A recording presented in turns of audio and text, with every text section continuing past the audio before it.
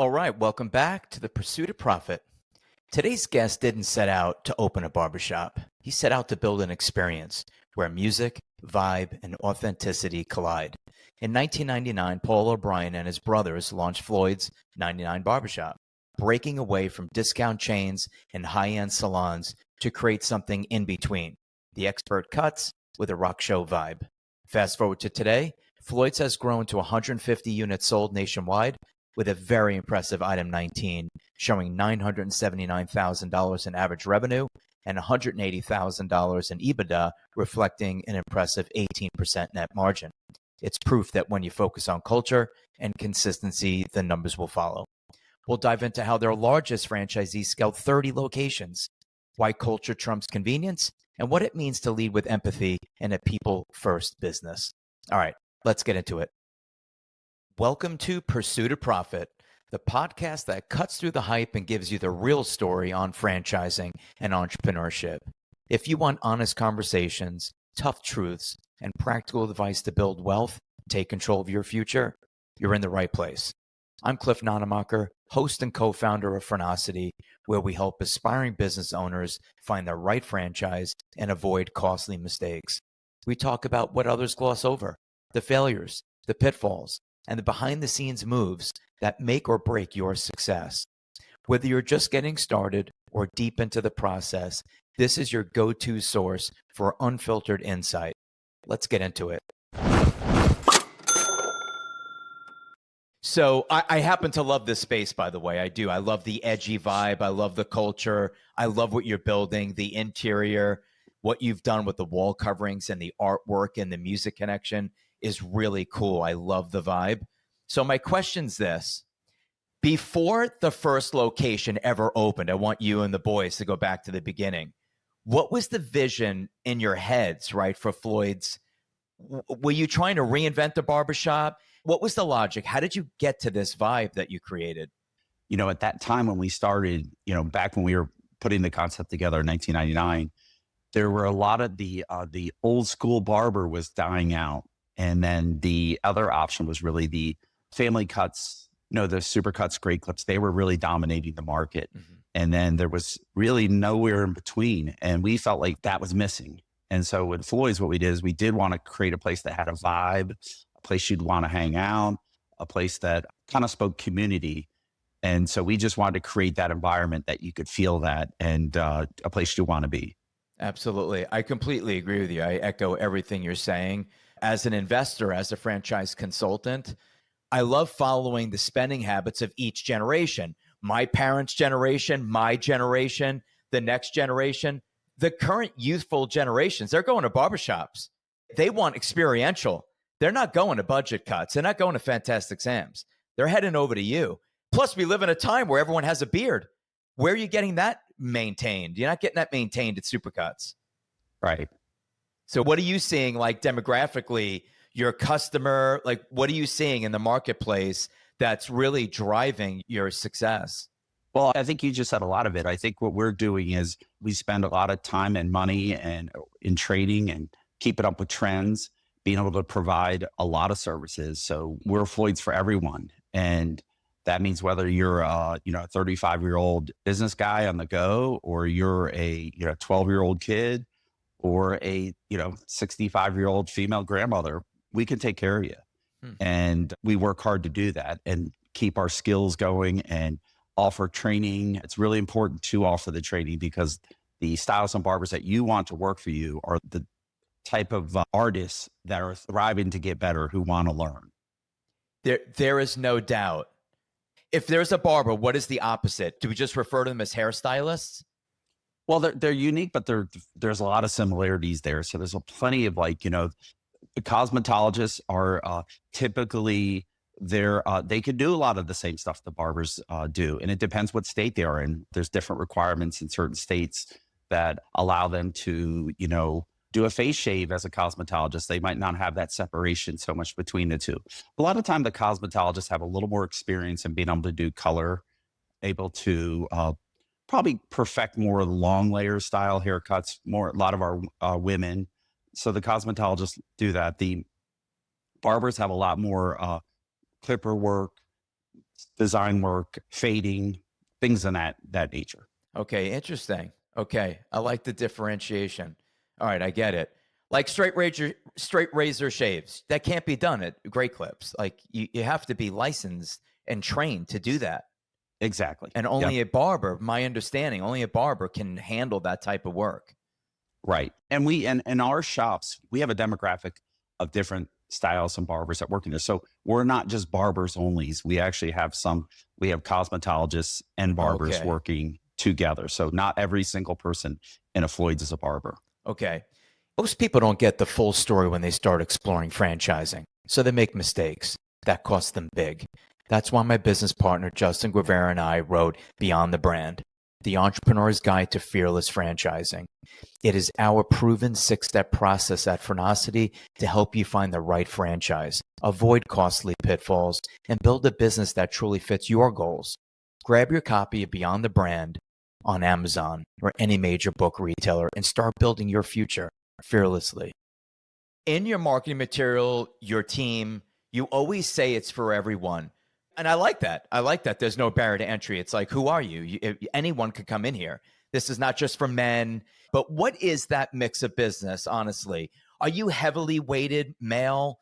Are you 20%? Like, what's the mix of business between men, women, and children? Yeah, it does vary in our, what cities we're in and whether we're a suburb shop, we're kind of a downtown urban shop. When we get out to the suburbs a little bit more, we definitely see a lot more children in our shops. And then we tend to see, we actually skew a little more male, actually, as we're some of our urban in the, like in the downtown Denver, where we're from. We're going to find a little more, we're actually going to find less children, as you might expect, but our demographic kind of opens up a little bit more. We actually will see some more females in our more urban settings. Interesting. Okay. So as a percentage, men, general terms, if you want to use suburbs, that's fine. Like, what are we looking at? I would say I'd probably say we're kind of in the low 80s% men. Interesting. Okay. Mm-hmm. Another thing about barbershops that I thought was cool, and I would like for you to comment on this. When other competitors came out, they had this thing, which is come in, you're going to get your barber. Would you like a glass of beer, a glass of wine, a can of beer? My understanding is you don't do that. What was the logic? How do you feel about it first as an offering? We do not offer it. And I think that for us, actually, we haven't had to actually. And I think that the thing is, we're operating in, I think, 13 states now. So some states allow it, some don't allow it, alcohol in the barbershop. Mm-hmm. And so I think for us, one of the reasons we chose not to do it is that bringing in alcohol in the workplace, that can create a lot of different problems also. And then, when we say we're for everyone, we do have a lot of children that come in there, and we have a lot of people that, maybe aren't, that's not their scene. That's not their thing. So, and then another thing is, bringing alcohol into the workplace, and that creates another issue with your employees. We have competitors that do that. I think it works for some. We would probably, as many people that come to Floyd's because they could get a beer, probably turn away some people that don't think that's the place that needs to happen. Because I know you guys own a lot of locations, right? We do. Yeah. Wait, talk to me about that. How many do you actually own? Because I heard it's a lot. Well, we're about 60% corporate to franchise, but 5 years ago we were 80%. So we are moving more into the franchise. We're becoming more of a franchise brand, and that's intentional. So I believe we're at the little over 150 something shops here. And, we're, like I said, we're probably in the 60% corporate, and that's, we're committing a lot more to franchise, and I'm sure we'll talk about that. That's impressive. I like that. Yeah. I love brands that eat what they cook, and they're in the trenches with the franchisees. They're experiencing the same issues that the franchise community is experiencing versus this disconnect where it's like, we don't own locations at the brick and mortar level. Like, you're experiencing this, experiencing what? There's always that disconnect. It irritates me. So I love when you keep your finger on the pulse as a franchisor and stay in the game. I think it's really healthy. Well, we have to, we have to be experts at this. Our franchise partners really count on that from us. There was a comment made about retaining employees at a rate 2 times the industry averages. What did you mean by that? Like, how are you doing that? Our deal is that, we are a family business, and I think that's really helped us to get where we are. and the success of our company has been the family, three brothers and my wife, who has actually, my wife Karen, who's been there since the beginning, is our current president right now in this Nice. company. And what we do is we just take that mentality to each shop. And it's bringing in that, making sure the leader, our shop manager, our leadership team, and each shop is providing a great environment, creating a place that they want to work, our employees want to work in. And it is a lot of work to do that, but it's very important to our core that we can create that, because like you just said, in our industry, they bounce. If they don't, and they're very emotional, and, the grass is greener every day for a lot of people. And we just really try to make our shops sticky, keep them wanting to be there, listening to them, keeping the environment fresh, keeping it fun. And that's really been a big part of our success. That's great. That's great. What's with the radio programming? What did you guys do there? It sounds pretty cool. Well, we used to, when we first started back in, we opened our first shop in 2001, February 2001.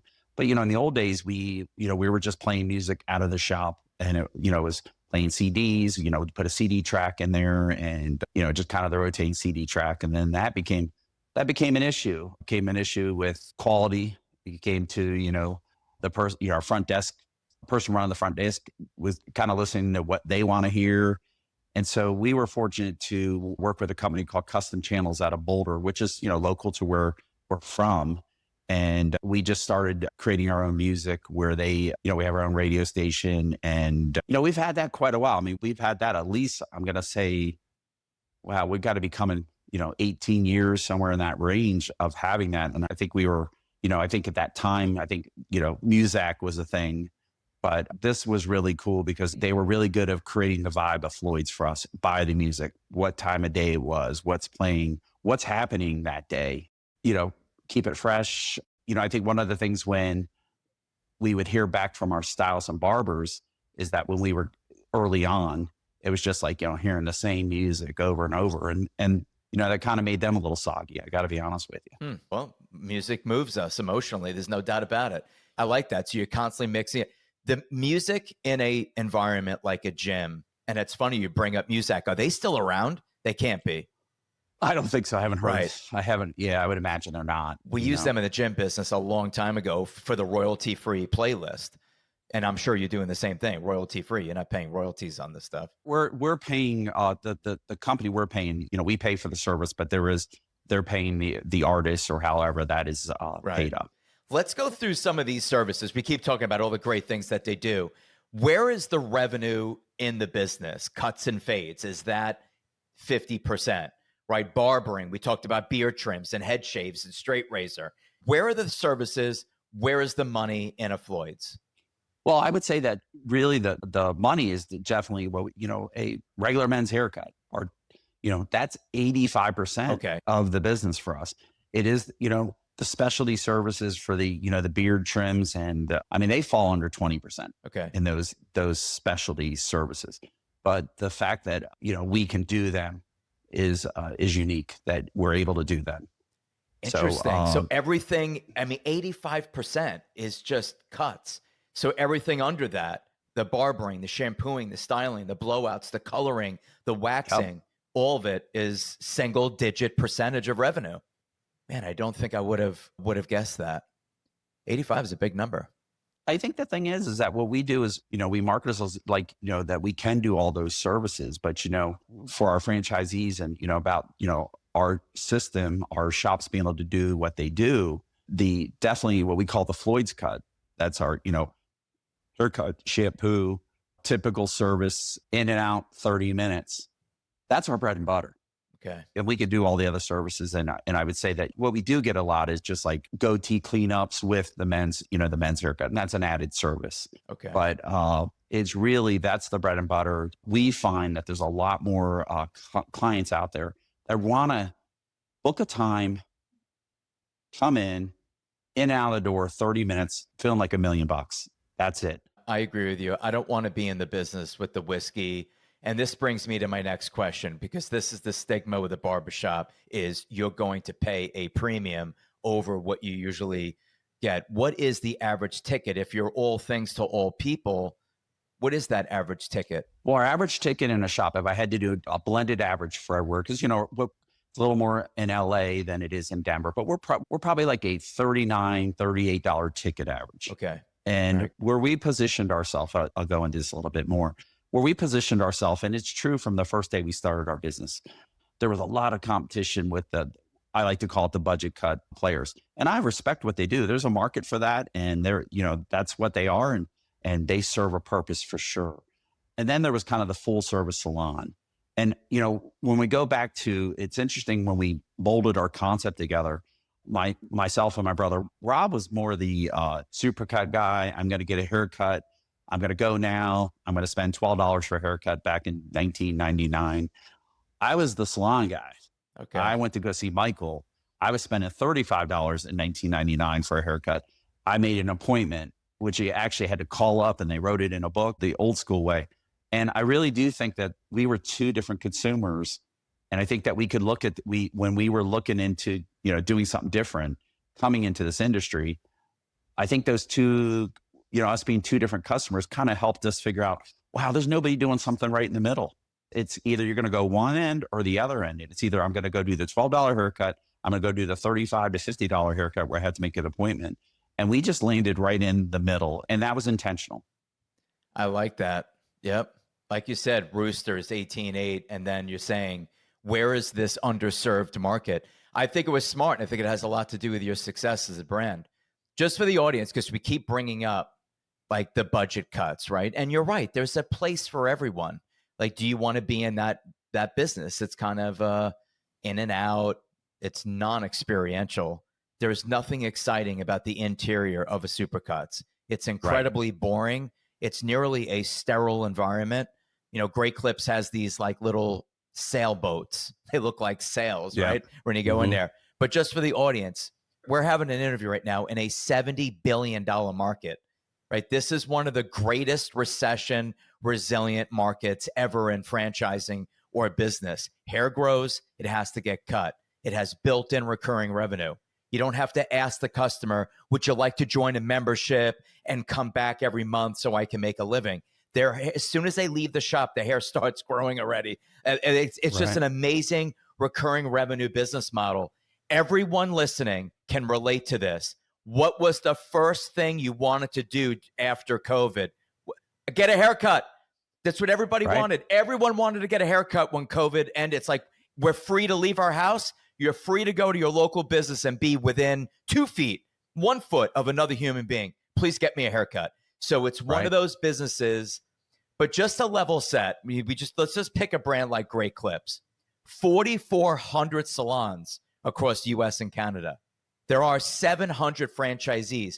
Why do I, as an investor and a consultant, love the hair care space? It's because of the multi-unit ownership. You will not find an industry with more multi-unit owners than hair care. So think about just Great Clips and Supercuts experiences. So I love this space. Now, do I love the budget cut? Not nearly as much as I love a Floyd's, because when you walk into Floyd's, you will all understand what we're talking about right now. It is the definition of experiential. And that is what I'm Gen X. That's what Gen Z, Gen Y, Echo Boom, millennials, that's what they want. They want an experience, and you're providing it. And I love that you're doing it for everyone and not just men, because I'm less interested in that. I think that you hit the sweet spot. I really do. Well, thank you. Yeah. How were you acquiring customers? And before you get into this, I want to say something. If doing as many deals as we've done in the hair care space, this was a recurring theme. And I want to know if you echo this. This is what people tell me. I go, how are you guys getting to 6 locations on average? And a lot of people would say this to me. When we interview stylists, one of our questions is, where are you now? And they respond, I'm 3 miles down the road. Okay, how long you been doing this? 20 years. Do you have a book of business? Oh, I've got a great following. Do you think your great following book of business will follow you 3 miles, 5 miles down the road to Floyd's in this example? Absolutely. I think I could bring in a minimum of 30, 40, 50 grand a year in revenue. Is this true that when you enter the hair space and you hire people with a book of business, they instantly start driving revenue to your location, helping you break even and scale faster. Is there truth to this methodology? There's definitely truth to it. I would say that definitely there's truth. And I think that we do at Floyd's when somebody's transitioning from their other shop to a Floyd's and their client comes, that comes in to try this new place with Sarah, they followed Sarah to Floyd's. They might not even heard of us. I'd say that typically they have a great experience and they love the move. Not only that, we've had stylists that have come to us because their clients have said, you need to go work at Floyd's. I want to see you, but I want to see you in a Floyd's. We've had that happen quite often where we've actually, the stylists sought us out because their clients were basically saying, why are you working here? You need to go over there, because they have friends that go there and they know that, there's maybe a better opportunity for them over there. So we've had that. I would also say that it is, retaining clients from other shops, but also it's overstated at times. Sometimes we'll hire people and they have this massive book and we don't quite see that, but we definitely see clients that come in. I mean, how else do you explain this multi-unit ownership? I think it's great. I love it. I love that concept. There's not a lot of businesses that you can interview someone and ask them about the book of business and can they bring in some revenue. I mean, there's just not a lot of businesses like that where you hire employees. And all of your people are employees, right? You're not renting chairs. No, we're all W-2 employees. And we can get into that a little bit here. We're seeing some opportunity with that. Now with the no tax on tips coming out now, I think it's an opportunity. It's a calling for us to say, hey, it's time to come out of the underground and come up here now. Pay your taxes. You're getting your tips free. That's coming, you're going to benefit from that. But where's your health insurance? Where are you paying Social Security? Where's your credit score? How are you going to buy something? So we really believe that we're going to get some wind behind our backs here. And we're working on, as we're learning how the law is coming in to play. And we worked really hard. Actually, our president, Karen O'Brien, she worked really locked arms with Great Clips, Sports, some of the bigger brands and really lobbying the local senators to make sure that we were part of that. And a lot of people in our industry worked hard on that. And we're very grateful for that. But we do think that for for brands like ours, this is going to be a benefit because there is going to be a benefit to come up and get the benefits of working for a company like ours instead of just really going underground and, maybe, working under the table more. That's smart. I like that. I mean, the benefits of being self-employed are all about tax efficiencies. Well, guess what? You're getting the tax efficiencies of an entrepreneur by being a W-2 employee with no tax on tips. You don't need to create expenses to offset income. It's already offset. I mean, not all of it. I don't know what the code. Sure. I think it's like the first $15,000 or $25,000 in tip income. I think it's 25,000. Yeah. But but the thing now, it's like, they're making the commission plus that tip tax free. There'll be some education. And like I said, we're marketing that language. Okay. We're really learning what it is. And then I do believe that's going to be, real beneficial for us because, let's face it, we're here post COVID. A lot of people didn't make it. I know it. And, we got out of, we went through 2008 and we're like, wow, our business grew significantly through the problems of the whole, what our country went through in 2008 through the whole mortgage, right. That whole deal. And we came out the other side, we grew our business and we were like, wow, we were promoting to, in our industry to potential clients. Potential franchisees, we were talking a lot, we're recession proof. Well, I can say we're pandemic proof because my gosh, we made it. It wasn't easy. Unfortunately, some big brands didn't make it through. A lot of different franchise groups, they didn't make it through. Yeah. And we did. And I'm really proud of that. And let me tell you, we worked really hard and we're real excited about the position we're in right now. What we learned through that whole process too, we learned a lot. And now we're really looking forward to where we're going to be in 3 to 5 years. Love it. Yeah, you guys are moving. I want to go back to the employees because that's one of my next questions is understanding the staffing model. If I walked into a Floyd's right now, like what is the average number of employees, at least to achieve, let me say this, to achieve the earnings claim, if I wanted to do $1 million a year in this business, how many people do I need cutting hair to achieve $1 million top line number? I would say you'd probably need somewhere in the range of 16 stylist barbers on staff. And I would say that probably about 70% of them would probably need to be full-time. Full-time is what we call 32 hours.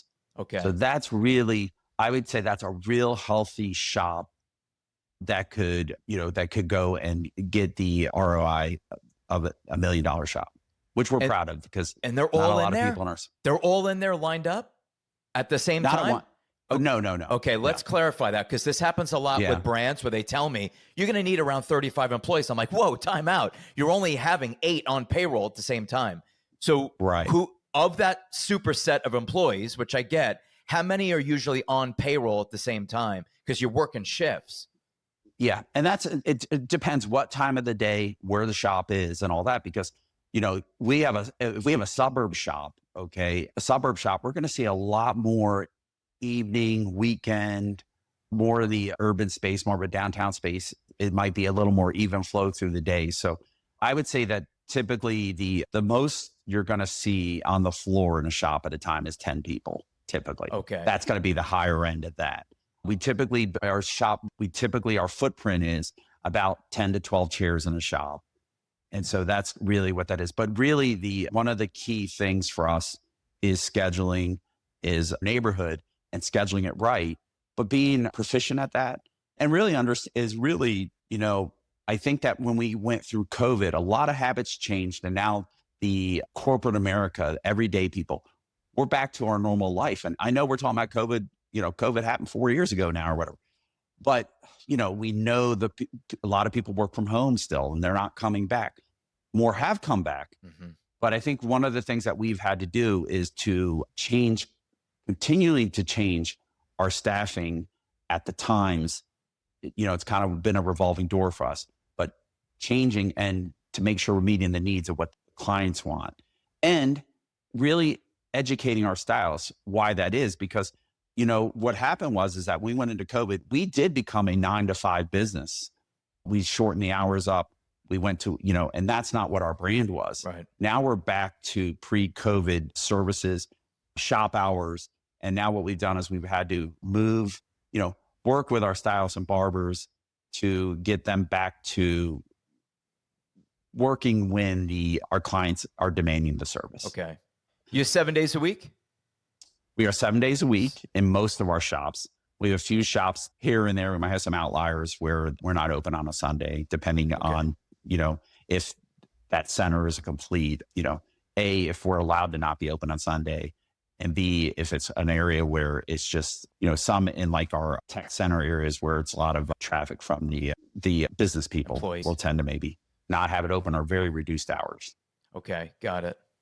How many, when you talk about 10 to 12 chairs, what is the square footage average of a Floyd's? I would say the average, if I had to have the sweet spot, it's about 1,200 to 1,400 square feet of a shop. All right. We can be super, super creative with that. We can squeeze down the 900 square feet. Is there, are there bathrooms in our shop, or is there a common area, bathroom area?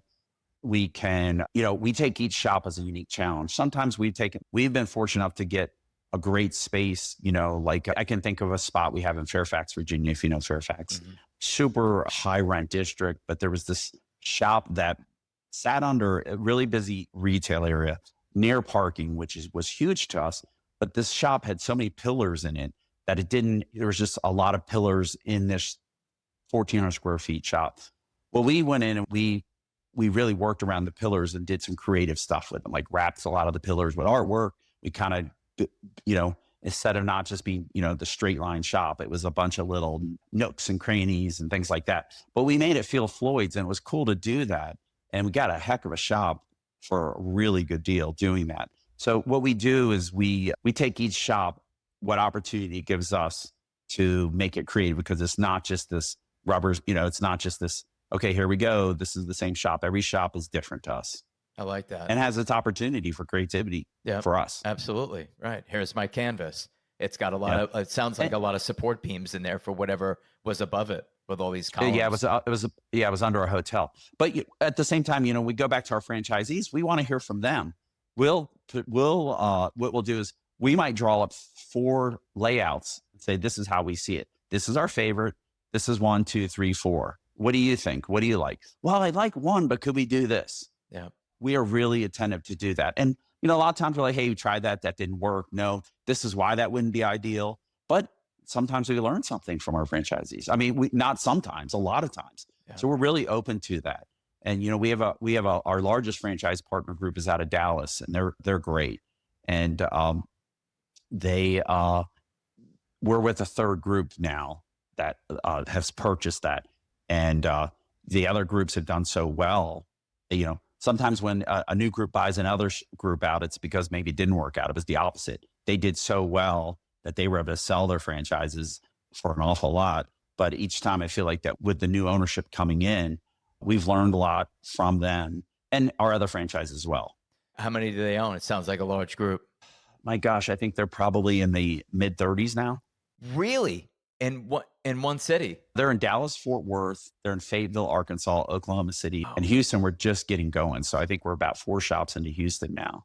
So they're definitely our biggest partner. That's and they got impressive.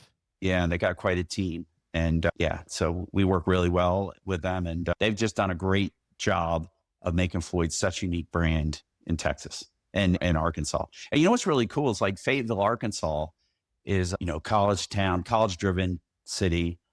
And they went in and, you know, we identified that's a 1, maybe 2 shop market for Floyd's, you know, because, you know, we want to achieve these $1 million AUVs. We don't, you know, our thing is like, we want to grow it right, but we don't want to create so many that you're tripping over one of Floyd's to go to another one. We want them to be unique.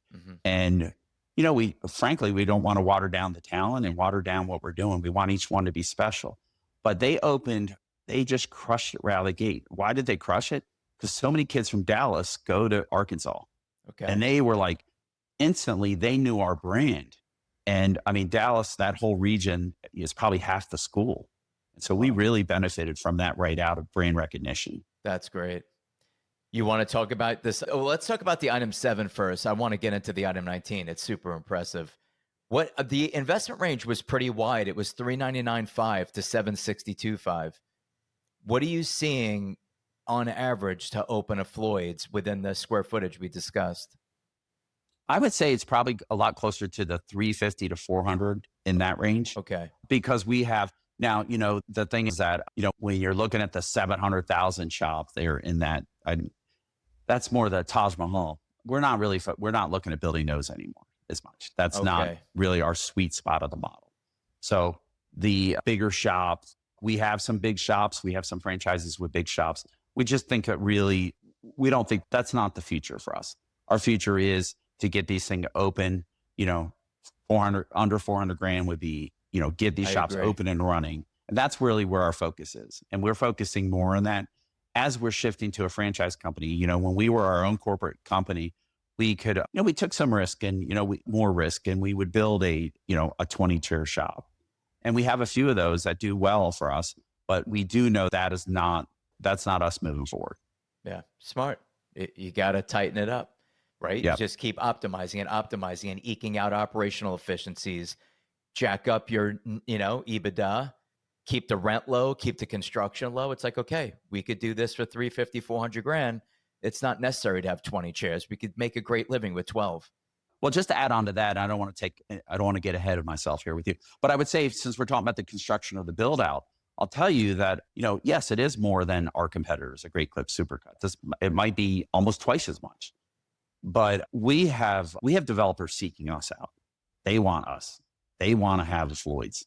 And we've really benefited from that. We've benefited from getting really good square foot rent because, you know, somebody comes in, you know, they either build a new center that's going to be hot and sexy. It's the Whole Foods anchored. It's going to have the cool things. They want something. It's important that they're bringing in stuff that brings the vibe they're looking for. To the strip mall. When you say developers, you're talking about the strip mall, the landlords. Yeah. Isn't that crazy? Exactly. 20 years ago, the landlord would have said to you, a barbershop? I thought they were like closing all over America, like shoe cobblers. It's like, you're not understanding demographic trends, man. We're back. Barbershops are back, and landlords didn't even get it 2 decades ago. Now I love it. Now, we're not saying anyone listening is going to get TI money. You may get 0. But I am curious what the TI package was, which is tenant improvement money given to you from the landlord for making a capital improvement in their space. Sounds like an attractive TI package. What was it? But that specific one, are you asking, or just in general? The Vernon Hills I one. can't remember. I just knew it was more per foot than we were used to. And especially, I knew, it was going to definitely, help us in our investment into that shop. So I couldn't tell you exactly what it was, but it was definitely, we weren't even negotiating with them. We were like, sorry, not now. They just kept coming back with a little better offer. Right. And so, but it's just, the point is that we have some leverage. And then especially what I get a lot of now is, okay, so you have which, it's happening all around America. They're remodeling centers. They're writing out leases. Okay. So I own the grocery store anchor, and we're putting in a $20 million remodel of the center. We're reskinning it. We're redoing the parking lot. We're putting lights in. We're doing everything. They got some brands in there that are like, hey, we're going to ride this lease out because we want to upgrade. We get calls for that. And we've been able to score on that end of it, that we were able to kind of come in behind a competitor. Maybe the shop is shut down for 4 to 5 months because we got to come in and do our work. We're able to save because, the layout might be similar. We might be able to use the break room, the bathrooms. We just got to, we got to do all the other things to the shops. And then all of a sudden, next thing you know it, there used to be one of our competitors there, and people just walk up thinking they're getting a haircut. And it's like, oh, this is different. And then they come in and they're like, wow, this is amazing. So those opportunities are out there, and we are benefiting from those as well. That's great. Well, it shows in your earnings claim. So let's jump into the item 19. I know this had to have really bothered all of you internally. 979, 21 grand away from kissing $1 million. Right. Well, we're going to get, we were over that. Okay. We have been. We've dipped down a tiny bit, but we're going to get that back. I really believe in that. And I do think that's just more with the kind of the COVID hangover, honestly. But I do think that, like some of the benefits that we're doing of, like we talked about, smaller shops we're building, we're working on, better scheduling. We're working on able to recruit more people, and we're seeing our recruiting improving. And like I said, some of the things we talked about a little earlier about how we position ourselves, I think that will get better for us as well. On that 979, which in haircutting is a very impressive average number, and this is disclosed in your FDD, just for the listeners, your EBITDA was 180,000. It's an 18% net to the bottom line. I mean, that's impressive. Yeah. That's a good number. That's a healthy. These are manager-run businesses, right? They sure are. Right. I'm curious, is your manager a revenue-producing manager, or no, they just manage, they do not cut? Mostly they're revenue generating. They are. So okay. that's what we happen found. to like that. I like that. Yeah. And I think it's really important that if it's a revenue generating, that is a person, they need to be in the shop because they got to generate the revenue. I think that we have found in some of these bigger shops if we have somebody that is not revenue generating, they're not in the shop enough, and I think that the model we recommend to our franchisees, our partners, is that they go more that model. And we have plenty of examples to show where that is successful. I love the fact that you're generating nearly $1 million in top line revenue with a fully managed business, fully burdened by labor, instead of saying, well, yeah, to get that number and to get that EBITDA, a husband and wife bought the franchise. They're both cutting hair. Like, they're in the trenches. They're never going to scale to a second location. I also think it is a major bragging right, a feather in your cap, that you have a 30-unit, multi-unit group. Like, that is not normal. Yep. It's just not a lot of brands can say that's a true testament to the scalability of your business, right? That replication. And multi-state. It's not like, well, they're all doing it in one city. No, they're not. They're doing it across 3-4 states. So I got to tell you, man, I like your model a lot. I think you did fill a void. You're to everyone, and I like that, versus men only, women only, children only. I do like the model. We're coming up on time. Is there anything that you want to announce? Is there anything I didn't discuss that you think is important to know about the brand? Well, let's just go back to the beginning a little bit. You were, what was unique is that we were, we have so many corporate shops and then our franchise. Now, what our strategy is that actually pre-COVID, I know I talked about COVID here, but pre-COVID, we made a decision as a company. We looked around And we were like, okay, as we were expanding our footprint, we were like, okay, we were doing like, we were just looking at our shops holistically. And we came to decisions like, look, bigger is not necessarily better here, you know? And then we were looking at some of our franchisees and we're like, you know what? It's magic there. What's the magic there? They have 10 shops in Orlando, our franchise group. They do a fantastic job, the Sleece. And it's like, what are they doing that their shop might feel a little different than ours? And our shop feels good. Don't get me wrong. It was the fact that they could connect on a different level than we could. And that's one of our biggest reasons that we are really focused on franchising now, is to find the right groups who can bring the energy into the shop and can be active in the shop, not cutting hair, not running the front desk. Hey, they're going to go in and help the front desk on that Saturday morning when it's busy as heck and there's, they're jammed up. Yeah, they're going to go in and help out. So we just found that the secret sauce of Floyd's is definitely having ownership that they're a participant in the business. They're not a ghost. They're there. They're not there all day long. Don't get me wrong, but they are active. They know their employees' names. They can give them a hug, a high five. That is a difference maker for us, because a lot of the stylists and barbers we get, they either work in a place where maybe the owner worked in it and they were causing a lot of the problems in the shop, the drama of the shop, having an owner in there all day long, or they worked someplace they didn't even know who their owner was. So we think it's really important to, how we scale this. And we talk about the Dallas group. They have 30. Well, they have a big staff of people. They have a mini version of what we're doing. They work hard to be in the shops, that they can do those things that are very important. And I think that's the unique thing for us, is that we really have a connection with the shop.